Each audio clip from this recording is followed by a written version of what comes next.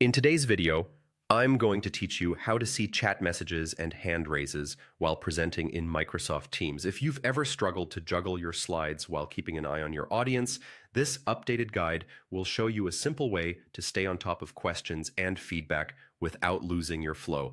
First, get set up in Microsoft Teams. Open your web browser and go to the official Teams website. Click the Sign In button in the top right corner and log in with your Microsoft account.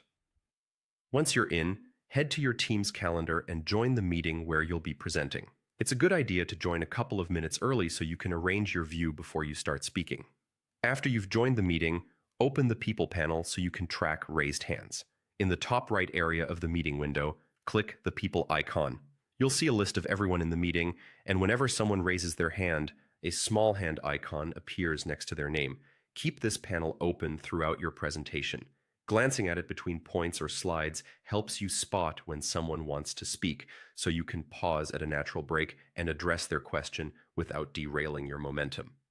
Next, open the chat panel to view messages in real time. It's located right next to the People icon. Click the chat button to open it. This panel shows audience questions, shared links, and live feedback as you present.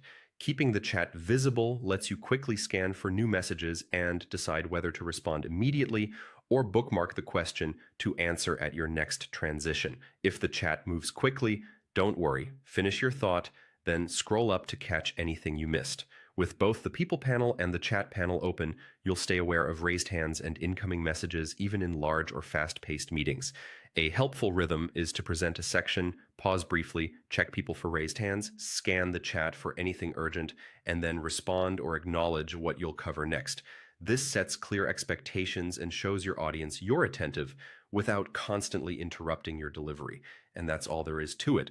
By keeping an eye on the People panel for hand raises and the chat panel for messages, you'll deliver a smoother, more engaging, and stress-free presentation. If you found this helpful, remember to like this video, subscribe to the channel, and turn on the notification bell so you don't miss future Microsoft Teams tutorials. Thanks for watching.